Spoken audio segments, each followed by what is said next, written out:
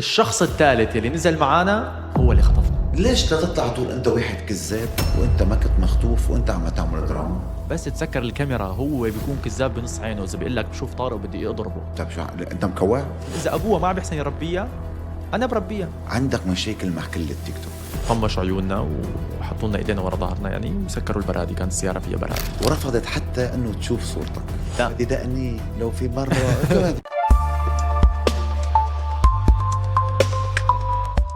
مساء الخير. ضيفنا اليوم كله دراما، مش كلجي من العيار الثقيل. يوم محبوس، يوم مخطوف، يوم متخانق مع حبيبته، يوم عمل مشكل كرمال صديقته.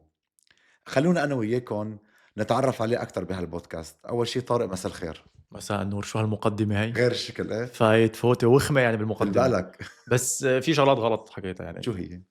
مالي مشكلة جي حقاني، وما كنت محبوس، كنت مخطوف. كلياته حنحكي عنه هلا، وإلك حق الرد بكل التفاصيل. الله يخلي لنا اياك. اول شيء اكيد حضرتك غني عن التعريف، بس للي ما بيعرف مين طارق، كيف بتحب تعرفهم على طارق؟ طارق انسان بسيط جدا. من سوريا انا، كردي الاصل، وبصنع محتوى تقريبا من 9 سنين او 10 سنين. هذا الشيء العالم ما بيعرفوه. حلو. وقبل ما نبلش بس انا بدي احكي شغله ضروريه. اول شيء انه اهلا وسهلا بكل حدا عم يتابعنا حاليا بهي الحلقه، حلو. عم يشوفنا، وبتمنى هيك الحلقه تكون رايقه وينبسطوا فيها ويسمعوا الشغلات اللي هن بدهم يسمعوها. تم. قلت لي صار لك 9 سنين مم. تقريبا صانع محتوى. شو عدد المتابعين عندك؟ على اول شيء كم كانت تواصل اجتماعي عندك؟ على التيك توك، حلو. سناب شات، انستغرام، فيسبوك، ويوتيوب. يعني مسكر المنطقة كلياتها. مو كلياته، هو صار الواحد يعني مجبر انه يتفاعل على كل مواقع التواصل الاجتماعي، لانه ما فيك تقول لا هذا المكان ما فيني انزل عليه او ما فيني اشتغل عليه، لانه مجبر. انت عندك متابعين من كل انحاء العالم تقريبا. صح. قد عدد المتابعين بشكل عام عليهم كلياتهم تقريبا؟ والله ما بعرف. هلا تيك توك 2,000,000، الانستغرام 1,600,000، سناب شات 400,000، يوتيوب 160,000، يعني ما شاء الله. والفيسبوك 400,000 حلو. يعني بتجمعوا مع بعض بيطلعون شي 5 مليون تقريبا. تقريبا. تقريبا. أه بدنا نخلص من بتوع السوشيال ميديا. الحمد لله على سلامتك اول شيء. الله يسلمك. كلياتنا كمان طلع ترند القصة على كل تواصل اجتماعي. انه انت كنت مخطوف بسوريا. اول شيء، من اي متى كانت هالقصة بالضبط؟ باي شهر نزلت على سوريا؟ نزلت على سوريا ب 16/9. حلو. كنت فيك بسوريا. تحكي لنا للي ما بيعرف بعد شو اللي صار او اللي ما بيعرف شو كان السبب؟ حكي لنا هالقصة هيدي. نزلت على سوريا أنا، والنية كانت هي الاستقرار بسوريا صراحة. كنت نازل استقر هنيك، أصنع محتوى هنيك، وزائد إني افتح شغل بالبلد يلي أنا صار لي غايب عنه 10 سنين. قلت أحسن ما روح على أي بلد تاني وافتح مشروع لإلي فيه، بنزل على بلدي بين العالم اللي خلقت معاهم وعشت معاهم وكبرت معاهم، وبكون قريب من الناس اللي بحبها. ونزلت على سوريا وبلشت الحمد لله، يعني بلشت بالترخيص الشركة. حتى استأجرت بيت لمدة سنة، لحتى ما بعد شهر فكر اني اطلع على ألمانيا. اخذته سنة لحتى خلص اجبر حالي اني ضل، بما اني دفعت مصاري يعني. القصة صارت بانه نحن نزلنا 3 اشخاص من ألمانيا. حلو. 3 رفقات، انا وآرام وفي شخص ثالث معنا. نزلنا على سوريا، اخذنا بيت وقعدنا فيه نحن 3. فجأة بيوم من الأيام الشخص الثالث اللي نزل معانا هو اللي خطفنا. هي شغل العالم ما بيعرفوها، انه كيف صارت عملية الخطف. هو مو عصابة والله غريبة شافت انه طارق والله يمكن نزل على سوريا ومعاه مصاري وخطفوه. لا، هو شخص بيعرفني وقريب مني ورفيقي. يعني نزلت انت وشخص من هون من ألمانيا وهو اللي خطفك بقلب سوريا؟ نزلنا 3. ايه، خطفنا نحن 2.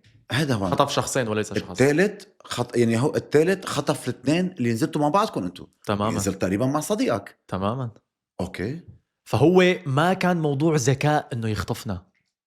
لانه هو منطقيا لو محاكيني وقايل لي طارق قوم نطلع مشوار على الغابه، رح روح معاه على الغابه. لو بياخذني على راس الجبل رح روح معاه على راس الجبل. طبيعي شخص وين ما مسافر. ياخذني باي ساعه كان هو حروح معاه لانه رفيقي منطقيا. والعمليه الخطب صارت الساعه 2 يعني 2 الظهر، يعني بعز النهار حرفيا. القصه احكي لك اياها كيف صارت لكن بالضبط. بدنا نعرف. كنا راكبين سياره انا وارام وراجع على البيت. صفينا السياره ناحية البيت، بدنا ننزل لانه كان عندنا الصبح مثل عم نخلص وراء الشركه.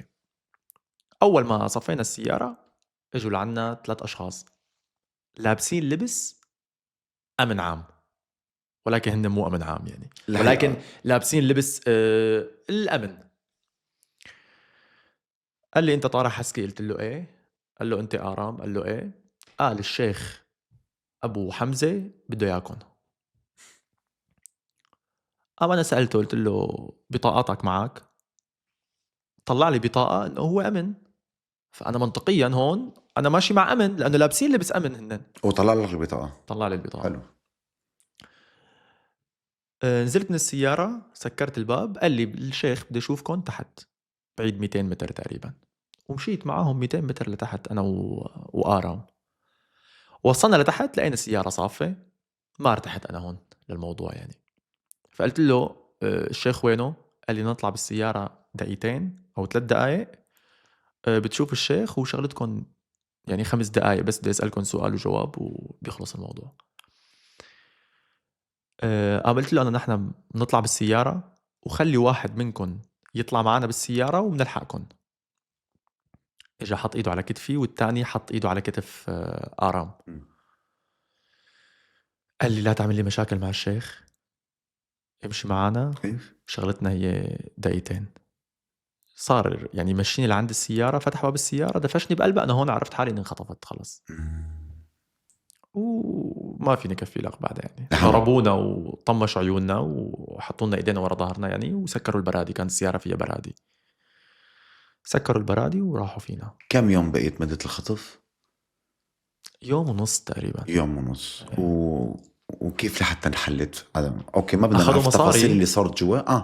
أخذوا مصاري. مصاري. أخذوا مبلغ كبير جدا يعني. والشاب اللي نزل معك من هون واللي خطفك، او نعتبر يعني اللي كان انحبس بسوريا ولا هون؟ بسوريا. يعني رفعتوا دعوة عليه تحت؟ لكن حلو. يعني عدم مؤاخذة القانون عم ياخذ مجرى لا لا تحت. لا كل الشكر أول شيء للدولة السورية وعلى شغلهم الجديدة، الدولة السورية الجديدة. الجديدة. الجماعة. الجديدة أكيد. لأنه تعاملوا بطريقة جدا احترافية حلو. وبقانون حقيقي 100%، وما تهاونوا بالموضوع يعني إطلاقا. حلو.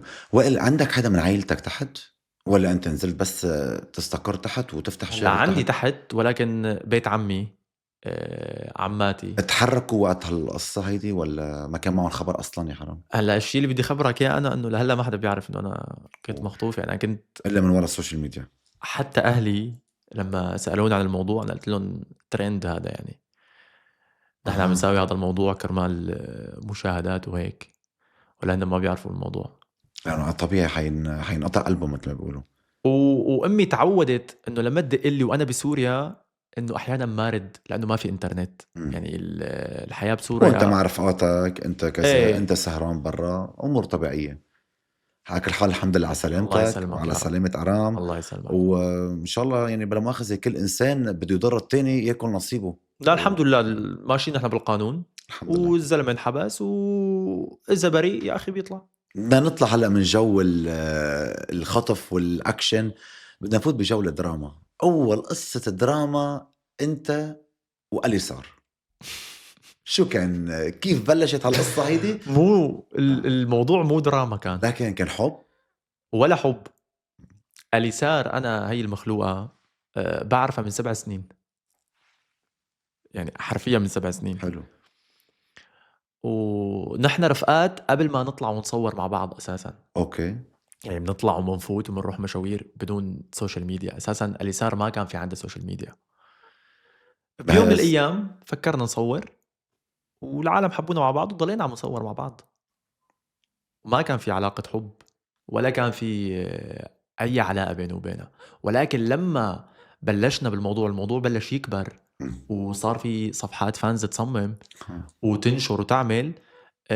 قعدنا انا والبنت وحكينا بكل جديه عن الموضوع، انه لا انا وياك رح نرتبط، ولا هي حابه اساس انه ترتبط فيني. فكان الخيار الصح بانه خلص ما عاد نصور مع بعض، لانه مستقبلا بدها تتجوز يمكن، او بدها تنخطب. عم تقطع اذا حيجوا بنصيبها. يشوفوا الفيديوهات معي يمكن يعني ما عاد حدا يقرب عليها، ما فهمت يقرب. علي؟ فكان هذا الاتفاق، وبكل حب وبكل تراضي وقفنا تصوير فيديوهات. طب ترى ما كنتوا انتوا دراما لفترة معينة، عفوا يعني ترند لفترة معينة، ليش رجعتوا وقفتوا؟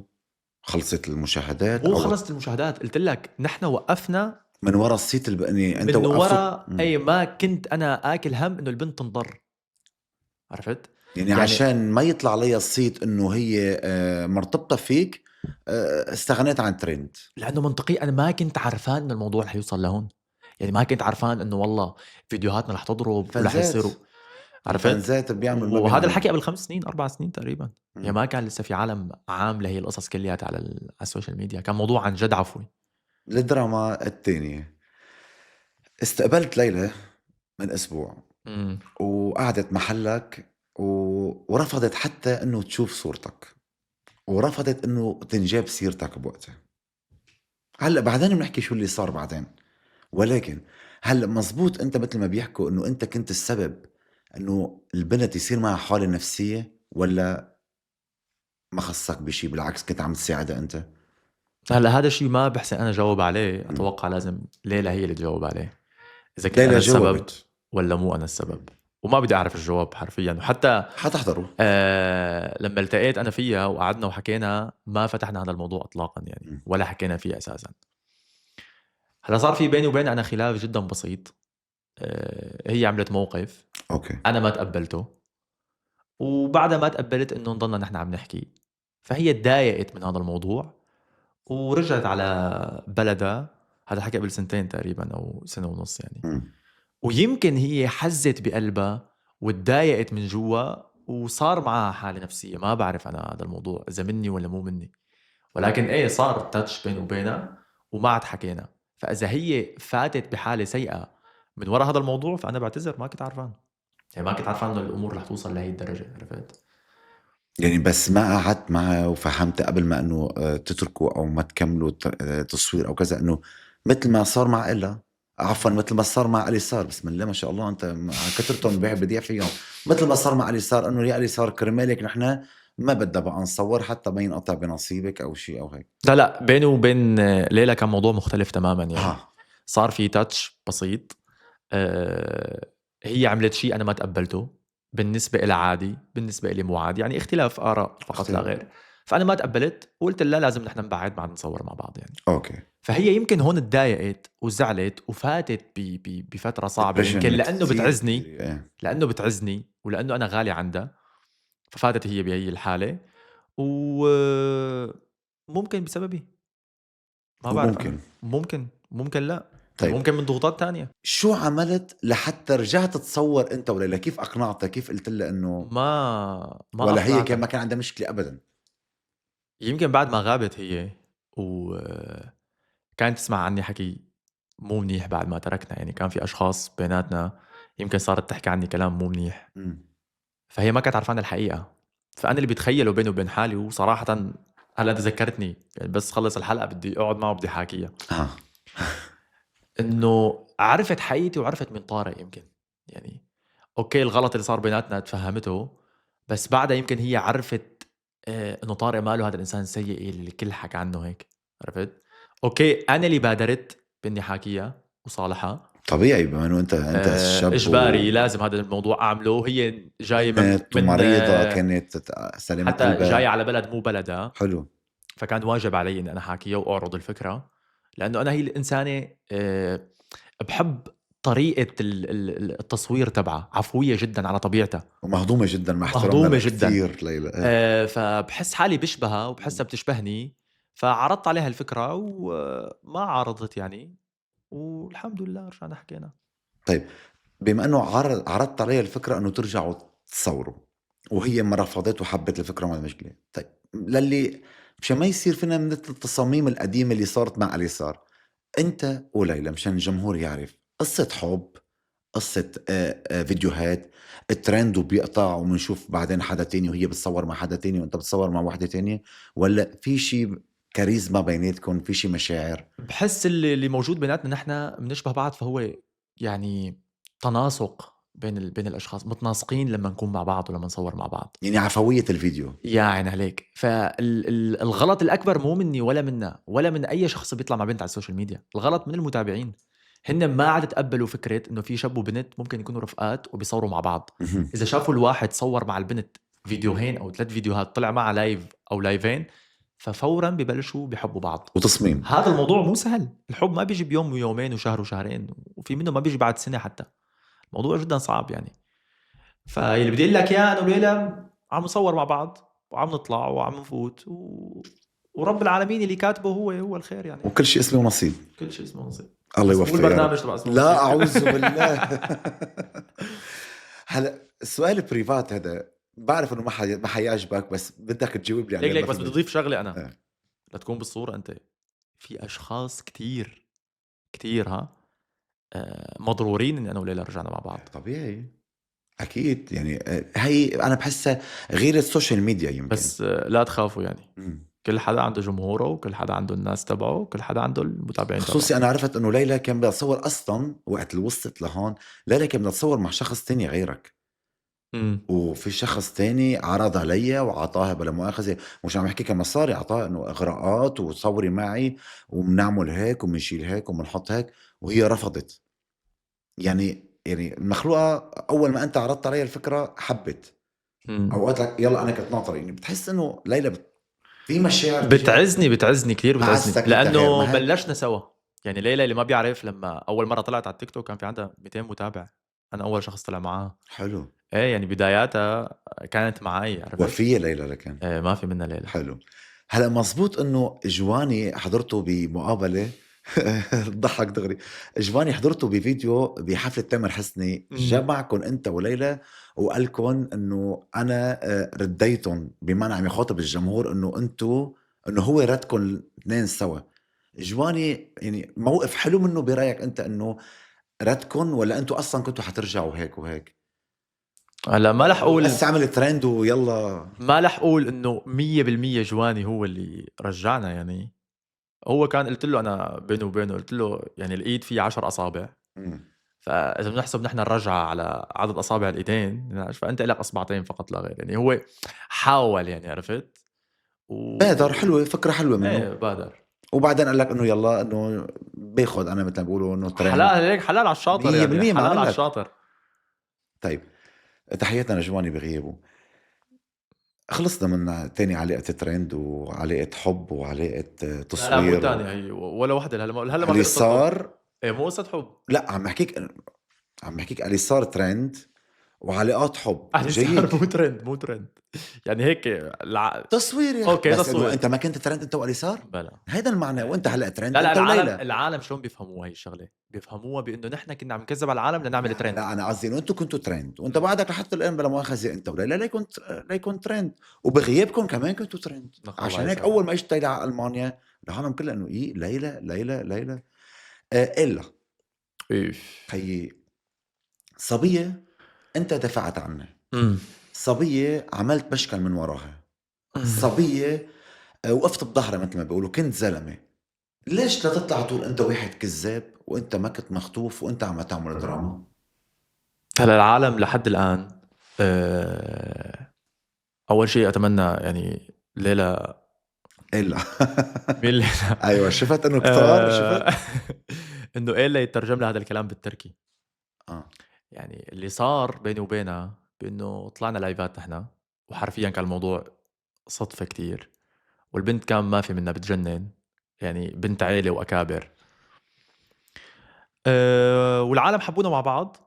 أوكي. وصرنا نطلع لايفات يوميا مع بعض. هون كانت ليلى مختفية عن الساحة. ما كانت 100%. ليلى صار لها سنة تقريبا 100%. مو موجودة يعني. فطلعنا لايفات مع بعض، وكان الموضوع جدا جميل يعني، جدا ممتع. وحتى أنا كنت مبسوط معاها بشكل جدا كبير، لأنه رايقة يعني بنت حرفيا ما في منها. المشاكل صارت وين؟ لما نزلت على سوريا أنا. أوكي. هي عايشة بتركيا ما بتعرف أي شيء عن سوريا، وتعودت علي أنا بألمانيا. لما نزلت على سوريا حرفيا كل شيء تغير. يعني الإنترنت ما عاد فيني أتفاعل مثل قبل. التيك توك حرفيا محظور بسوريا، فأنا ما عاد فيني أفتح لايفات يوميا. السناب شات مو شغال بسوريا أساسا، محظور كمان، ما فيني أتفاعل هنيك. فهي حست هون بتغيير، حلو. أو فكرت بينها وبين حالها بإني أنا ما عاد بدي إياها، أو ما عاد بدي أطلع معها. اوكي. فهون من عفويتها صارت تفتح لايفات وتقول طارق عم بينزل ستوري على الانستغرام بس عم بيقول لي انه ماله فاضي يفتح لايف تيك توك. عرفت؟ وهذا الحكي مو بيني وبينها على الخاص، عم بيصير على علن. يعني طلعتك قدام العالم انه انت كذاب. ما كانت نيتها يمكن هيك، ما عملك من ولكن العالم. لما عم تفتح اللايف في عندها 5000 و10000 وعم بتقول طارق متغير علي، المتابعين صاروا يهاجموني وانا بضغط جدا كبير. يعني انا نازل على بلد صار فيها 14 سنه حرب، مزبوط. مقومات الحياة حرفيا ما لها موجودة تحت. يعني الانترنت أنا ركبت نت فضائي لحتى صار فيني افتح بس على تيك توك. وبرا بالشارع ما الموضوع جدا صعب. أنا كان لازم لاقي البيت، ضبط البيت، مشكلة المي السخنة. يعني حرفيا إذا بدي أشرح لها المشاكل اللي أنا عم بعيشها بسوريا هي ما حتستوعبها، لأنه هذا مو موجود عند أي حدا. ما حدا عنده مشكلة مي السخنة غير لسه عنا بالبلد، صح. وإن شاء الله يا رب تتحسن مع الوقت. ان شاء الله. صارت الخطفة اللي أنا تعرضت لها.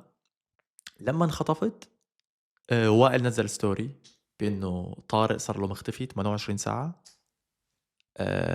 إن شاء الله يكون بخير، وبوجه أنا الأمن العام لحتى يلاحق هذا الموضوع. كانت فاتحة لايف والمتابعين خبروها. فهي هون شو قالت؟ قالت طارق كذاب، هو ماله مخطوف وعم يمزح. فهون العالم قلبوا ضدي، إنه أنا عم بعمل ترند بموضوع جدا حساس اللي هو الخطف. عرفت؟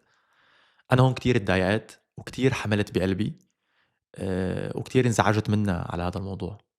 بدي اقول لك انه صراحة هي ضرتك هيك، لانه اول ستوري اول مرة طلعت حكيت انه ليكو عم ينزل على الانستغرام وما عم يحكي معي، هون بلا مؤاخذة العالم كرهتك. والشغلة التانية منه مخطوف وعم يكذب، يعني كيف الحق تطلع تحكي هيك عن شخص مخطوف؟ بوقتها أنا حكيت معها، يعني على الخاص تفاهمنا. قلت لها أنت عملتي 1 2 3. قالت لي ما كنت عرفانة وخربطت وتسرعت وعملت. قلت لها ما عاد أتبر عن هذا الموضوع، لأنه المتابعين صاروا يشككوا بالشغلات اللي أنا عم بساويها أساسا. يعني صاروا يطلعوني كذاب، وهذا الموضوع كان جدا صعب. فقلت لها حنحاول نحن نحكي، يا منكفي يا ما منكفي بصراحة. زائد أنا ما فيني فوت تركيا، يعني صعب الموضوع. يعني ما إني فيك تنزل تصور ما تحت؟ فيني انزل شوفها اساسا، ما فيني اجتمع فيها.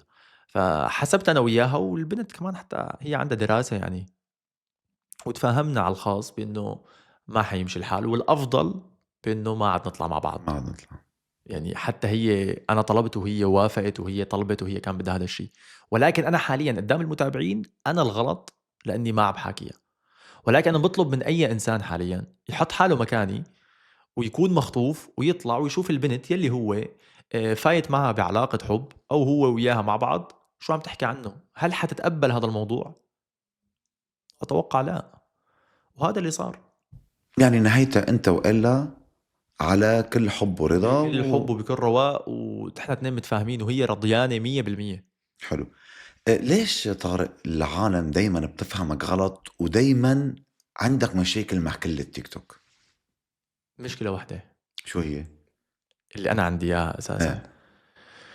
بأنه هنن بيعملوا الخباثة تبعهم والشغلات السيئة تبعهم ورا الكاميرا. من تحت لتحت مثل ما بنقول نحن. لنفترض اليوم أنا وياك وشخص ثالث مجتمعين، وهذا الشخص الثالث دريت انت انه حاكي عليك، وتأكد لك هذا الموضوع انه هو حاكي عليك. هل فيك انت لو كنت انت تيك توكر تطلع معاه لايف؟ انا اذا عم تسالني اكيد لا صراحه. وهذا الشيء انا كمان. يعني انا في اشخاص حاكين علي، فبكون فاتح بس على التيك توك وبيطلعوا بتضايق بنزل، فشو بيقولوا؟ انه طارق اللي غلط معهم للاشخاص، او طارق اللي ما عاد حكاهم، بس هن من ورا الكاميرا حاكين علي بيقتلوا منطقيا. القتيل وبيمشوا بجنازته يعني. عرفت الفكره؟ يعني بيقولوا لي ليش ما بتطلع مع فلانه؟ طب ما فلانه عامله 1000 قصه من ورا الكاميرا انتم ما بتعرفوا فيها. إذا بدي أطلع لكم شو حاكي، فأنا حكون إنسان سيء لأني عم بفضح، واذا ما بحكي مع هذا الانسان كمان حاطلع انسان سيء لاني ما عم بحكي وبعدت عنه، فانا كنت عم بستغله. عرفت؟ المشكله الوحيده اللي بيني وبينهم لكل هدول الاشخاص اللي بيطلعوا على هي السوشيال ميديا صراحتك. اني انا انسان ما بحسن كذب. يعني ما بحسن انه لما يكون انسان حاكي علي وضاررني باني اطلع وصور معاه بشكل جدا طبيعي. ما بيزبط معي الموضوع، ولو انا بعمل هي القصه قسما بالله لا استفاد كتير. لانه قبل هلا عرضت هيك انا ومجموعه تيك توكرات انه طارق لازم اعمل معه حلقه من بعد ما انخطفت يعني بلا مؤاخذه، وكنت ترند يعني قلت لهم اول كلمه دغري قولوا لي هذا بيطلع بيفضح البنات.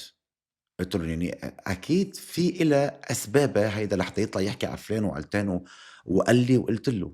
انا اتمنى يلي بيقولوا انه طارق بيطلع بيفضح البنات يجيبوا لي بنت وحده انا فضحتها.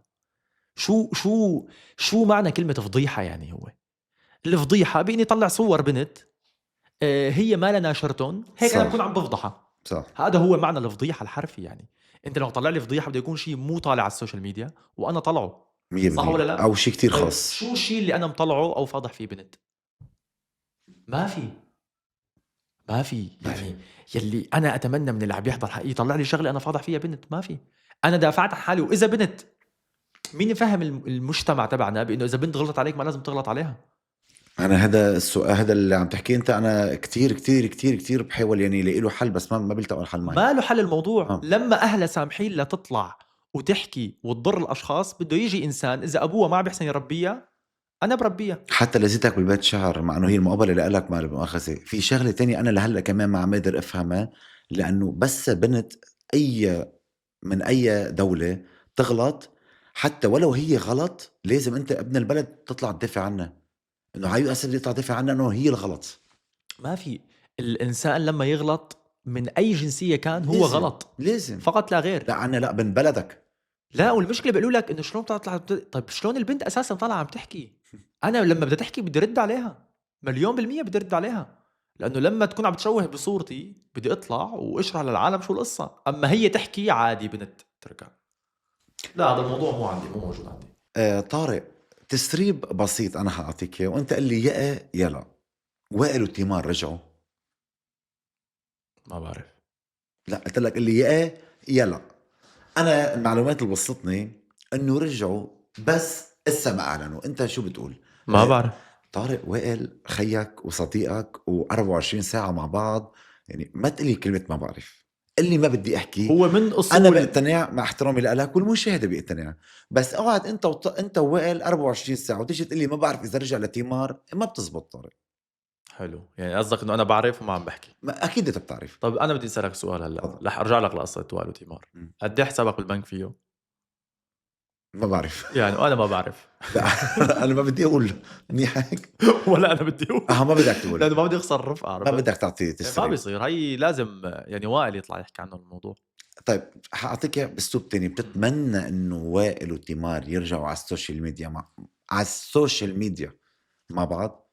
انا بتمنى انه وائل يكون مبسوط دائما بحياته، وبحس كان مبسوط احلى ايام حياته مع هي البنت. يعني بتتمنى وائل وتيمار يرجعوا مع بعض؟ مع غمزة سكوت علامة الرضا. طيب، شفناك بدبي، نقلت قد ايه فترة اللي قعدت فيها بدبي؟ ضليتني بدبي سنه تقريبا، سنه وثلاث يا شهور. ظالم، في بني آدم بينزل بيقعد بدبي السنة، بيرجع بيترك دبي وبيرجع على ألمانيا انكسر ظهري. بالمصروف قصدك؟ ايه. هي بتعور بيني وبينك. هي ليك تجربة جدا حلوة انك تسافر انت من بلد، وكانت دبي اول دولة عربية بعد ما ضليتني بألمانيا 10 سنين بسافر عليها. فانبسطت كتير تحت. واللي حلو بدبي هو المنافسة الشريفة اللي بتصير مم. تحت. يعني انت كلاته صناع محتوى عندك. صناع محتوى، وشفتك ومنطقياً- بكذا اعلان واعلانات، ووجهك هيك مفرفح مثل ما بيقولوا، ورفقاتك كلياتهم كل واحد عم يعمل شغله، ما حدا خصه بالتاني. مم. هون وفي قانون. في قانون صارم بدبي. يعني لو انا كل حياتي عايشة بدبي كنت هلا بمكان تاني تماما، ما حأحسن اعمل مشاكل. حلو. يعني القانون تحت حتى صارم بالسوشيال على ميديا الكل. غير. ممنوع حدا يحكي على حدا. ممنوع انا اليوم اطلع واحكي فلان الفلانيه عملت معي هيك، شو عم تحكي؟ دغري بترفع علي دعوه. لهيك تحت اوكي في مشاكل بيناتهم، ولكن ما حدا بيسترجي يحكي على حدا، ومضطرين انه يجتمعوا ويصوروا مع بعض بكل اكابريه. هذا عكس يلي موجود عندنا حاليا باوروبا. دغري ما في هون. قانون يردعنا انه ما مم. احكي على فلان او ما احكي على فلانه. عرفت؟ في شخص استقبلته قبل أنا حكى عن شخص معين، قال إنه هو مكوع، وقال إنه هو طرطور، وقال إنه كذا. ليش؟ نزار خلص شيلنا من هي القصص كلها. أنا ما بدي أذكر اسمه احتراما النزار له. اسمه نزار يعني شو؟ ليش أخذت حكي نزار وحطيته عليك؟ لانه عم يقصدني. طيب شو أنت مكوع؟ مو مكوع، أنت مكوع؟ مالي مكوع. طيب يعني ما عم هلا هي يقصدك. تهمه هو كبها هيك، يعني هو زت بين الكلام، قال لحاله انه يلا بنركب تهم. ولكن هو لما طلع وقعد على هذا الكرسي وقال طر، خلص اذكر الاسم بكل قوة وبكل جراءة، لأنه نحن ما لنا أولاد صغار. يعني هي أنا عم بذكر اسمه نزار، يعني أقعد أقول لك نزورة هذا حكي أطفال صغار يعني. خلص كبرنا يعني. كل طوله بعدين نزار طوله 195 يعني ما شاء الله طويل نزار. ما شاء الله عليه. فمنطقيا لازم الواحد يطلع يحكي اسم الشخص اللي هو متضايق منه. تمام. طيب انه اوكي ضيق منك، طلع ضيقت وحكى منه. هو، أبصر شو معبى براسه، أبصر شو هو آخذ كلام عني، أبصر شو اللي جبره لهذا الموضوع واللي خلاه يطلع هذا الكلام. ولكن غلط، 100% غلط. أنا لما كنت أطلع مظاهرات، أنا أكبر من نزار حرفيا ب6 سنين. موضوع مظاهرات بس ثانية، ليش بحس انه العالم كلها يا اخي نزار بيلحق مصلحته نزار، لأنه يعني شو هدفه انه يطلع يحكي هيك؟ على فكرة حكاها لهي الشغلة وأنا مخطوف يعني هو حكى هذا الموضوع بإني أنا مكوع وأنا متضايق منه من قلبي بصراحة، لأنه شو ما صار خناق بينه وبينه وشو ما صارت مشاكل هي موجودة بالسوشيال ميديا. صح. يعني لحتى نكون واقعيين، مثلا أنا وياه متخانقين، ما 100%. شفته بحفلة تامر حسني من كم يوم، اوكي مرق من قدامي وما عملنا شيء لبعض، لأنه هي مشاكل أساسا السوشيال ميديا فقط لا غير. بس تسكر الكاميرا هو بيكون كذاب بنص عينه إذا بيقول لك بشوف طارق وبدي أضربه أو أنا بدي أضربه مثلا. ما كذا مرة اجتمعت فيه بالشارع وما في شيء بيني وبينه. يعني هيدي قصة انا بدي القصة اللي اعمل عمله هو غلط جدا. عم بيقول عني مكوع بوقت أنا فيه بسوريا ومخطوف. أنا الفكرة اللي براسي لو إنسان ميت أخوه وهو بسوريا وما بيعرف أي شيء عن التيك توك وطلع له فيديو نزار إنه طارق مكوع وليكو بالبلد، ما بده يجي يقتلني؟ صح. وإذا قالوا للدولة ليش قتلته، رح يقول لهم مكوع ما شفت فيديو لفلان. أنا هذا الشيء اللي مضايقني فقط لا غير، ولا شو بيحكوا ما بيهمني أساسا. يعني أنا مبلش قبلهم بمراحل وسابقهم بمراحل بصراحة يعني. فكل شيء عم بيعملوه هن حاليا أنا خاتمه وكابه من زمان يعني. موضوع انه انت مبلش قبلهم بموضوع الثورة. انت هو بموضوع الثورة بالسوشيال ميديا. لا عم احكيك موضوع انت مبلش قبلهم، عم تحكي ماما انا قطشت لك حديثك عن موضوع انه انت إلك فيديوهات قديمة بعالم الثورة سوريا اللي وكنت ايوه يا عيني عليك. تمام. طيب في فيديوهات البعض بيطلع بيحكي فيها ومنهم مع احترامي للنزار انه انت ذكرت الاسم انا عشان هيك حارجع احكي الاسم. قال انه انت كنت تطلع تقول خلاص اول ما بلشت اخر معركة وقت التحرير اوكي انه خلاص وتعبنا وبالحرف صح. الفيديو موجود خلاص وتعبنا وما عاد بدنا مشاكل وما عاد بدنا قتل وما عاد بدنا كذا. سقط النظام فجأة ارفع راسك فوق انت سوري حر. صح. يعني انت كوعت. لا ما كوعت. لكن انت كنت عم تتضايق. هل في بين ال 23 مليون مواطن سوري انسان واحد كان متأكد انه سوريا رح تتحرر؟ ابدا. في صور بيقولوا لك احنا مآمنين مآمنين وعم يشتغلوا 100%. ولكن بهذا الوقت أنا كنت عم شوف الثوار الله يعطيهم ألف عافية دخلوا على حلب. فأنا ساكن بأوروبا، أنا ببالي يلي رح يصير بأنه طيارات الروسية رح تطلع وتقتل كل العالم، لأنه هذا اللي بيصير وهذا المنطقي وهذا اللي دائما يصير. السيناريو نفسه يعاد. يعني فأنا من خوفي قلت والله تعبنا، يعني رح يطلعوا رح يموتوا طيران. الطيارة ما فينا تواجه السلاح ما فينا يواجه الطيارة. هذا اللي كان ببالي وهي نيتي، هي نيتي، هي الداخلية، لأنه هذا المنطق يصير. ولكن رب العالمين له حكمة تانية ودخيل ربه كيف يعني العالم كلياتهم وفاتوا وتحررت البلد. ما كان حدا متاكد، وكذاب اللي بيقول كنت متاكد كذاب. بهالسرعه ممكن كانت تاكل سنه وسنتين لحتى تصير، ولكن بفتره جدا بسيطه يصير هذا الموضوع. يعني انت كل اللي حكيته كان من خوفك على بلدك وعلى انه ما بدك. لانه ببالي رح يطلع الطيران ورح ينقصفوا ورح يموتوا، هذا اللي كان ببالي انا. ولكن ما في انسان مكوع. قبل ب3 سنين كان طالع مظاهره وحامل فيها علم الثوره، وما في انسان مكوع بال 2013 طالع مظاهره وهو عم بيهتف بالعالم، وما في انسان مكوع كان يحكي عن المخيمات بإدلب وكان يحكي عن العالم اللي عم بتموت. ولكن نحن شعبنا لو بدك تجيب له الدنيا كلياتها بده يطلع فيه غلط، بده يطلعه مكوع، بده يطلعه كذاب، لانه ما عندك حل اساسا. يعني انا لما ما عاد حكيت عن الثوره بوقت من الاوقات، ليش ما عاد حكيت؟ لانه اهلي تحت وبيت عمي وبيت خالاتي كان يرجع نظام يمكن يسيطر اكثر مو واكثر، قصة بقى خفتوا يسيطر. على اهلك. انا بيوم من الايام طلعت جواز سوري بقلب سوريا قبل ما يصير التحرير، قبل بسنتين. حلو. لما بنت عمي كانت رايحه لتجيب لي الجواز، قال لها هذا اللي اخذتي له انت الجواز عم بيطلع مظاهرات. طب لو بنت عمي حبسوه او عمي انحبس وانا قاعد باوروبا صار لي 10 سنين ومبسوط وعم بعمل مصاري وعم بشتغل، وعمي عايف حاله بسوريا، الزلمه كبير بالعمر بالزور عم بيشتغل لحتى يجيب ما بدي يقول لي انت ضريتني بس لاني انا حامل العلم وواقف بالمانيا وعم بقول انا سوري حر. انا صح ولا لا؟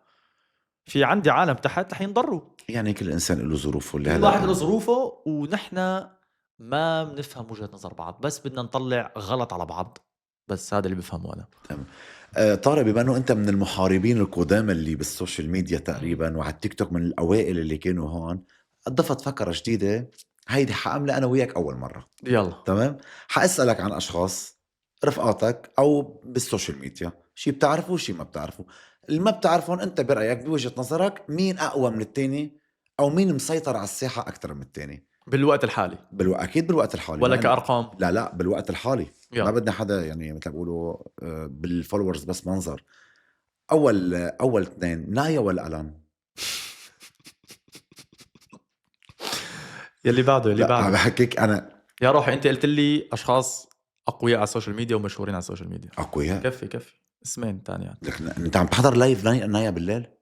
الليل لايف شو بدي احضر فيه بالليل؟ ما في. عم تحضر اللايف، عم شوف العدد تاعه، عم نشوف عدد الان. لا والله الان نزلت حلقته من يومين 3 ايام جاب 100,000.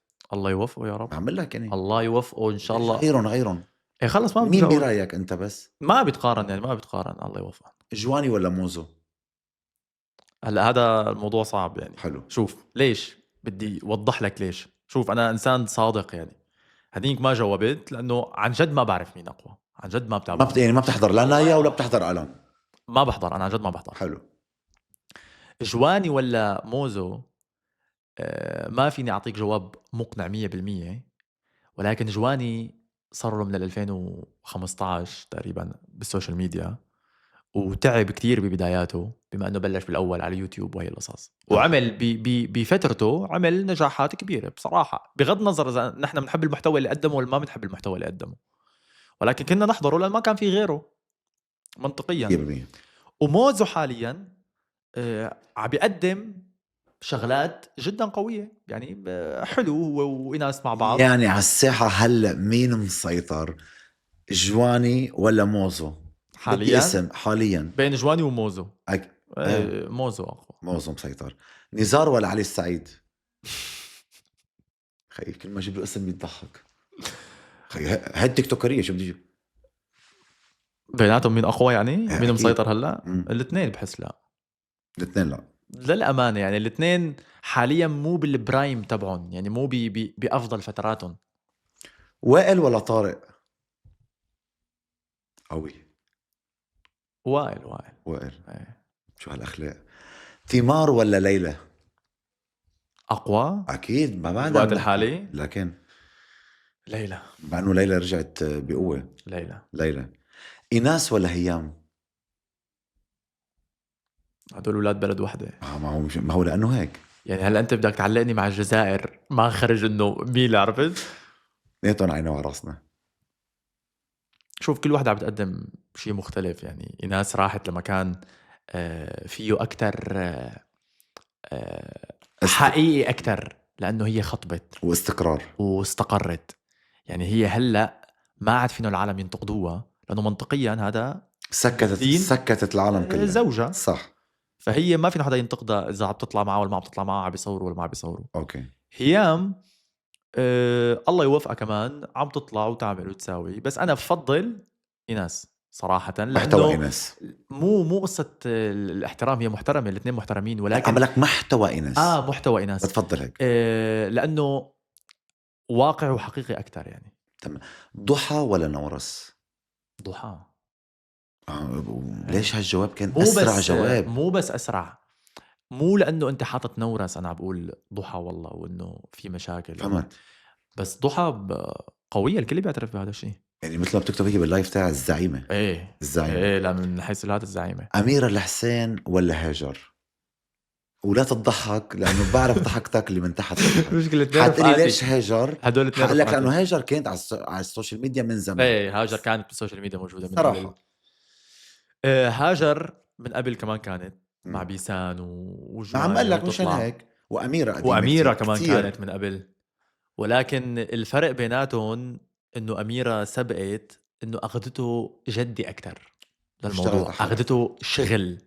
هاجر لحد الثانية هي بحكي معنا كل فترة بقول لها خديها بجدية، يعني انت عن جد وقت تصوري فيديو تعبي لتصوري فيديو، وليس انه بتصور فيديو على غنية وانشره ورح يضرب، لا. بدي دقني لو في مرة كمان بتحط الكاميرا ايه هيك بحس أميرة نجحت أكتر، وهاجر فينا تنجح لو بتاخده للموضوع بشكل حقيقي. يعني أميرة. أميرة. تمام. بتقول طارق إنه ممكن ترجع تعيش بسوريا؟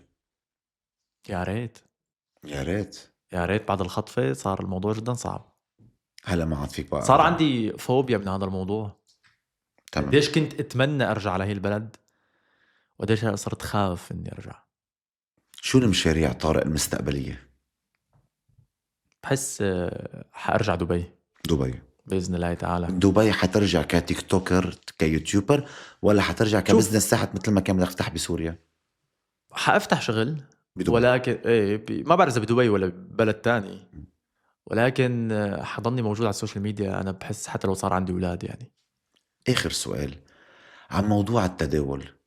شو بتحس أنت؟ بتقول إنه أنا لأنه ترند صار هالفترة، كل حدا ما عنده لا شغل ولا عملة بيروح بيحط موضوع التداول وبيقول لك تداولوا وإلى كذا.